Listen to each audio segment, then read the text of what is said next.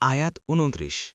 والتفت الساق بالساق অনুবাদ আর পায়ের গোছার সঙ্গে পায়ের গোছা জড়িয়ে যাবে। তাফসির ১ নং ফুটনোটের বিবরণ। সাক এর প্রসিদ্ধ অর্থ পায়ের গোছা। গোছার সাথে জড়িয়ে পড়ার এক অর্থ এই যে তখন অস্থিরতার কারণে এক গোছা দ্বারা অন্য গোছার ওপর আঘাত করবে। দ্বিতীয় অর্থ এই যে দুর্বলতার আতিশয্যে এক পা অপর পায়ের উপর থাকলে তা সরাতে চাইলেও সক্ষম হবে না। ইবনে আব্বাস রাদিয়াল্লাহু আনহু বলেন, তখন হবে দুনিয়ার শেষ দিন এবং আখেরাতের প্রথম দিনের সম্মিলন। তাই মানুষ দুনিয়ার শেষ দিন এবং আখেরাতের বিরহ বেদনা এবং আখেরাতে কি হবে না হবে তার চিন্তায় পেরেশান থাকবে। অর্থাৎ সে সময় দুটি বিপদ একসাথে এসে হাজির হবে। একটি এই পৃথিবী এবং এর সবকিছু থেকে বিচ্ছিন্ন হয়ে যাওয়ার বিপদ, আরেকটি একজন অপরাধী হিসাবে গ্রেপ্তার হয়ে আখেরাতের জীবনে যাওয়ার বিপদ, যার মুখোমুখি হতে হবে প্রত্যেক কাফের, মুনাফিক এবং পাপীকে। দেখুন ইবনে কাসিরে।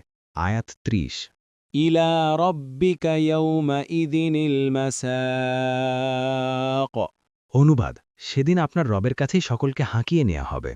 আয়াত ৩১। فلا صدق ولا صلى অনুবাদ, সুতরাং সে বিশ্বাসও করেনি এবং সলাতও আদায় করেনি। দ্বিতীয় রুকু।